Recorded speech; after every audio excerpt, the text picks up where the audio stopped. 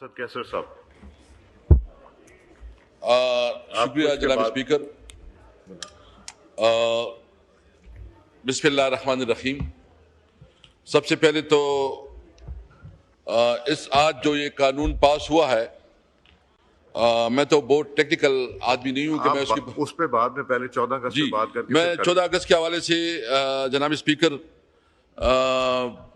ये हमारा मुल्क है, पाकिस्तान 14 अगस्त को बना और क़ायद-ए-आज़म मोहम्मद अली जिन्ना ने अपनी कौम के साथ कमिटमेंट की थी कि पाकिस्तान एक ऐसा हिस्सा होगा जहां तमाम शहरियों की हुकूक बराबर होंगे, जहां कानून की हुक्मरानी होगी, जहां रूल ऑफ लॉ होगा। जनाब स्पीकर, हम क़ायद-ए-आज़म का पाकिस्तान चाहते हैं, जो क़ायद-ए-आज़म की कमिटमेंट थी इस धरती के साथ, इस अवाम के साथ। हम बहुत अफसोस से कहते हैं कि आज वो पाकिस्तान नहीं है। हम पाकिस्तान तहरीक इंसाफ की तरफ से 14 अगस्त को हकीकी आज़ादी के तौर पर बनाएंगे और हम ये अहद करेंगे कि ये पाकिस्तान वो पाकिस्तान नहीं है जो क़ायद-ए-आज़म का पाकिस्तान है। ये क़ायद-ए-आज़म का पाकिस्तान नहीं है। इसमें चादर और चार दीवारी महफूज नहीं, इसमें कानून की हुक्मरानी नहीं, इसमें अवाम को 2 वक्त की रोटी मुयसर नहीं। इस वक्त इस मुल्क में कोई मेरिट का निज़ाम नहीं।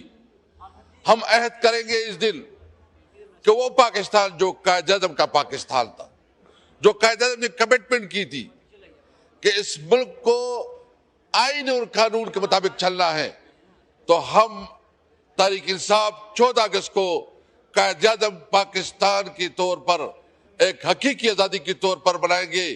और हमारा लीडर इमरान खान, उसकी अगर इस मुल्क के साथ जो उसकी कमिटमेंट है, जो उसका नजरिया है, वो वही नजरिया है कि पाकिस्तान में रूल ऑफ लॉ और कानून की हुक्मरानी हो। तो इसलिए कि आज हम अहद करते हैं कि 14 अगस्त हम क़ायद-ए-आज़म के पाकिस्तान का हकीकी आज़ादी का हम बनाएंगे। और मैं अपने तमाम पार्टी अहदेदारों, वर्करों और तमाम अपोजिशन पार्टियों से कहता हूं कि 14 अगस्त को निकलना है पाकिस्तान के लिए और हकीकी आज़ादी के लिए। मैं 2 बातें इसके हवाले करना चाहता हूं जनाब स्पीकर। ये आज हमारी मीटिंग हुई पार्लिमानी पार्टी का, और इस पे जो इस वक्त खैबर पख्तूनख्वा में जो ऑपरेशन हो रहा है, इस पे हम बात करना चाहते हैं। आज माशाल्लाह एक नया कानून भी पास हुआ और नए कानून में जितने इख्तियारात दी गई कि 3 महीने किसी को बगैर किसी उसको जेल में रखा जा सकता है। थोड़ा बहुत जो अनवी कंवर साहब के अमेंडमेंट आए, हमें इतनी ज्यादा समझ नहीं है, लेकिन जनाब स्पीकर मैं पूछना चाहता हूं, जो कानून की हमेशा हुकूमत है जो मिसयूज करती है, इस वक्त ATC की कानून बनी है, मुझे बताया कि कितने इस वक्त दहशतगर्द जो है ATC कानून की जो वो सामना कर रहे हैं, हमारे तहरीक इंसाफ के खिलाफ इस्तेमाल हो रहा है।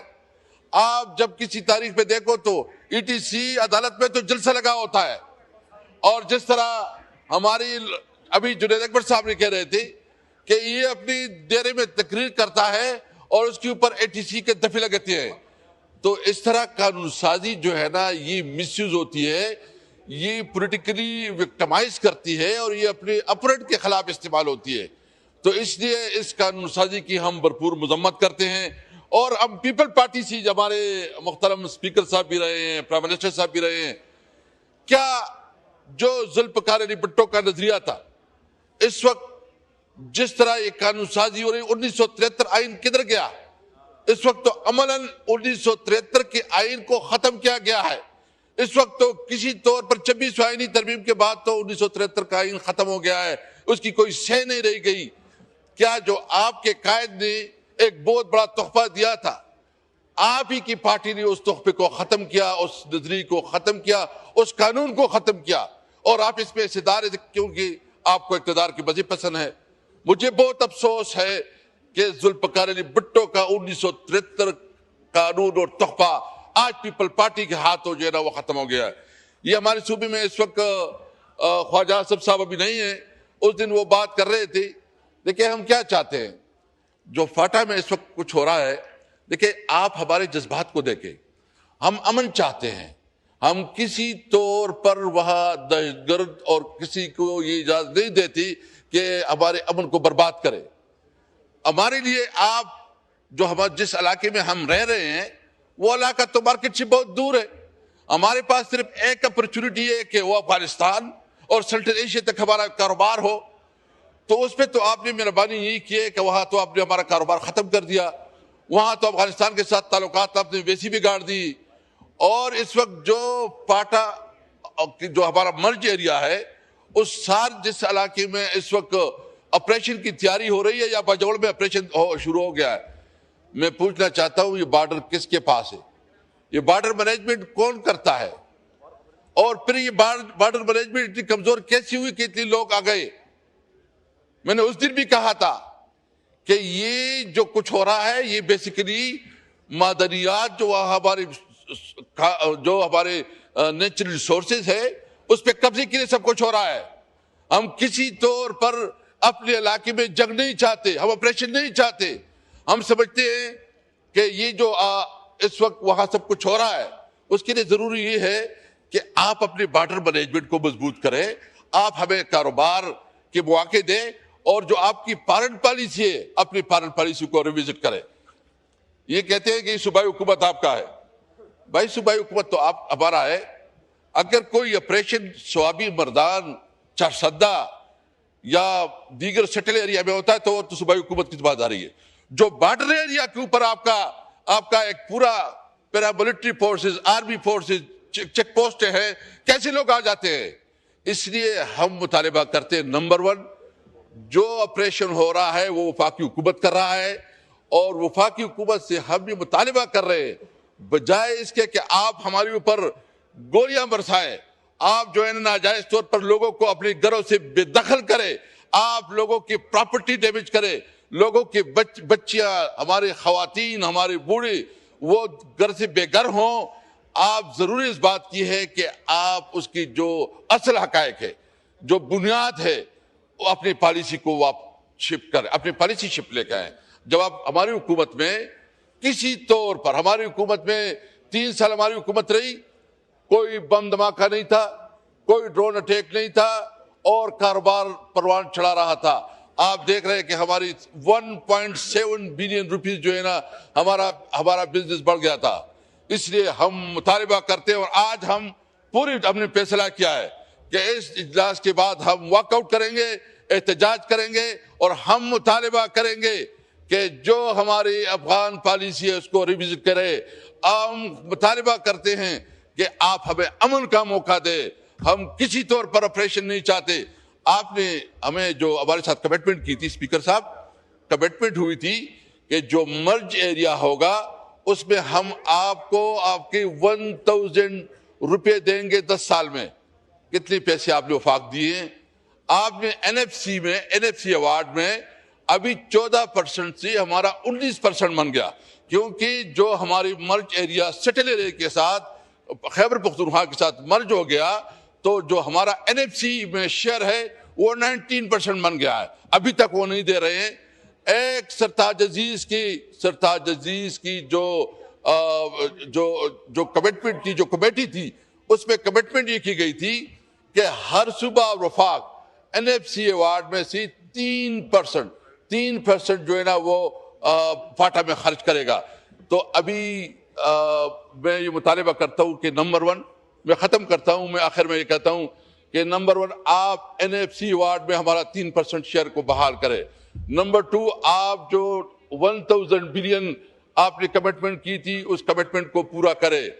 आपने जो कमिटमेंट की थी कि हम आपके लिए रोजगार के मौके और वहाँ की डेवलपमेंट के लिए खुसूसी इक़दाम करें, उसको आप पूरा करें।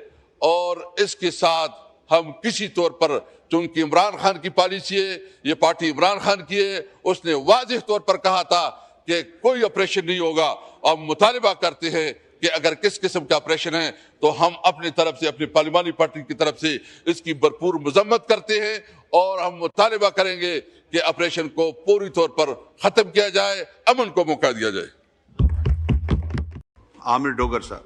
बहुत शुक्रिया डिप्टी स्पीकर साहब। आज जब हम अपना यौम आज़ादी मनाने जा रहे हैं और इस जुल्मत और फस्तायत के दौर में बड़े बोझल दिल के साथ आज हमने 14 अगस्त पर एक यूनानिमस रेजोल्यूशन भी पास किया और हम सब तहरीक इंसाफ और हमारा लीडर इमरान खान, हमारा ये ईमान है कि ये वतन हमारे लिए सबसे पहले है और उसके बाद हमारी अवाम है और इस मुल्क की तामीर और तरक्की है।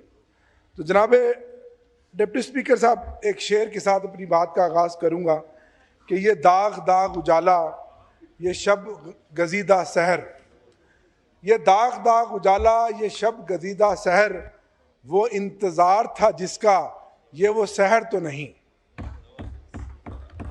और आज मैं कायद आज़म मोहम्मद अली जिन्ना के 3 फरमुदात से अपनी बात का आगाज़ करूँगा कि जमहूरियत, आइन और अवामी हकूक़ के लिए कायद आज़म मोहम्मद अली जिन्ना ने बहुत वाज़े और ताकतवर अल्फाज कहे थे। नंबर 1, उन्होंने कहा कि जमहूरियत का मतलब सिर्फ वोट देना नहीं, बल्कि अवाम की राय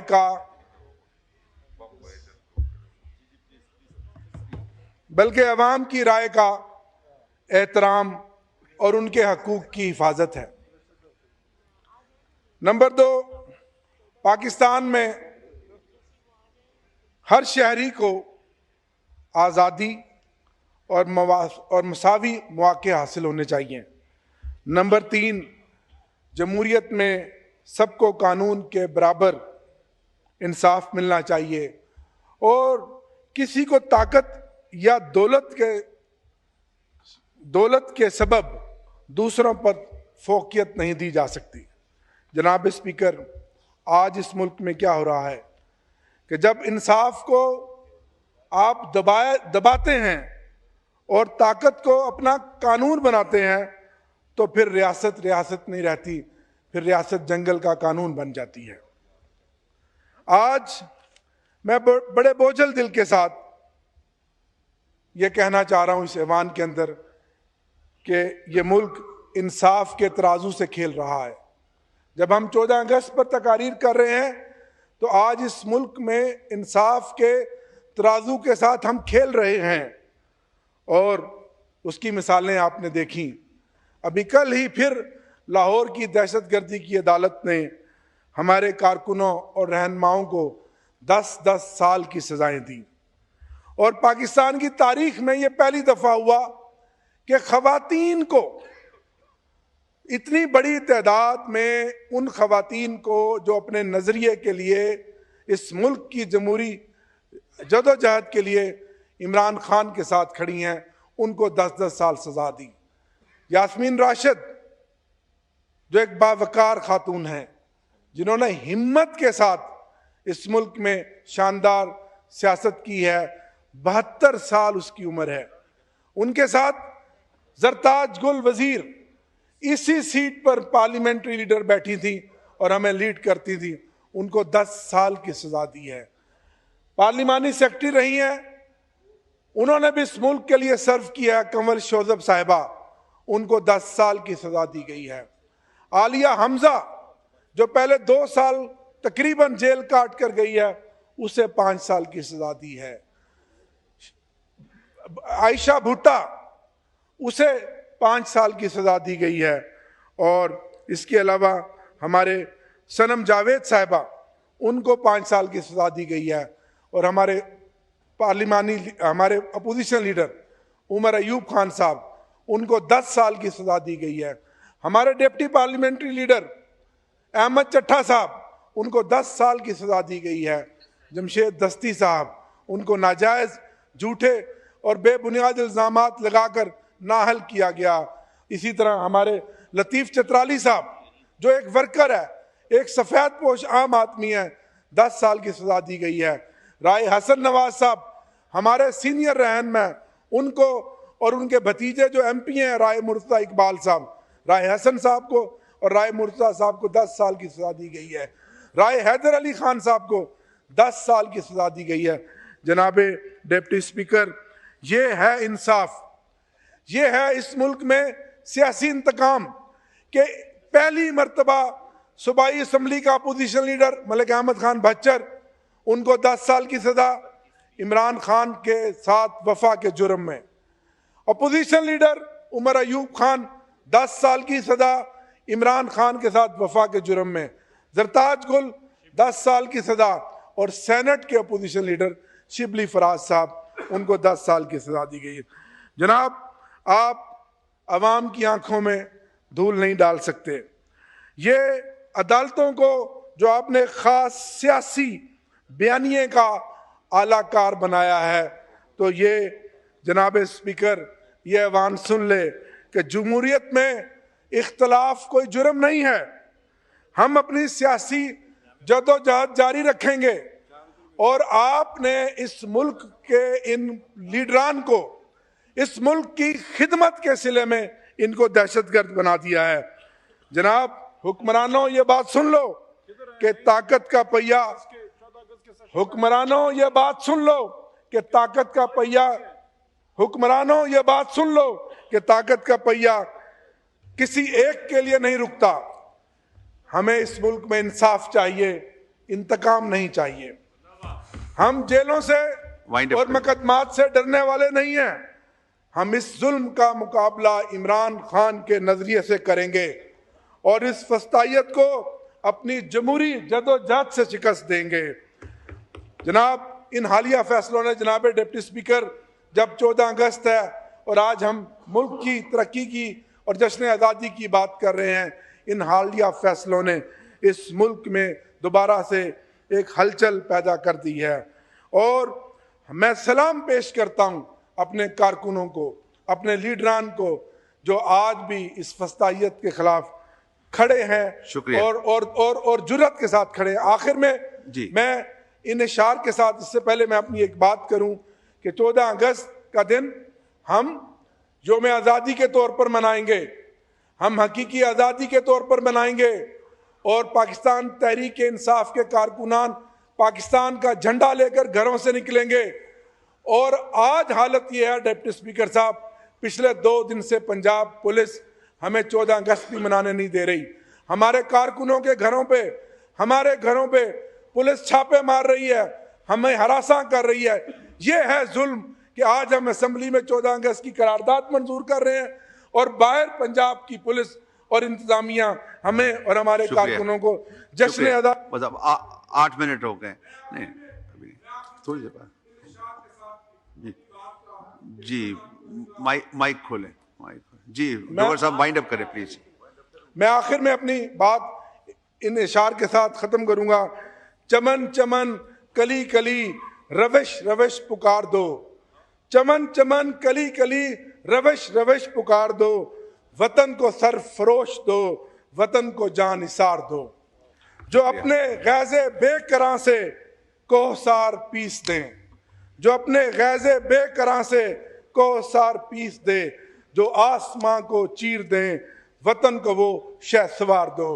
पाकिस्तान जिंदाबाद, इमरान खान पाइंदाबाद।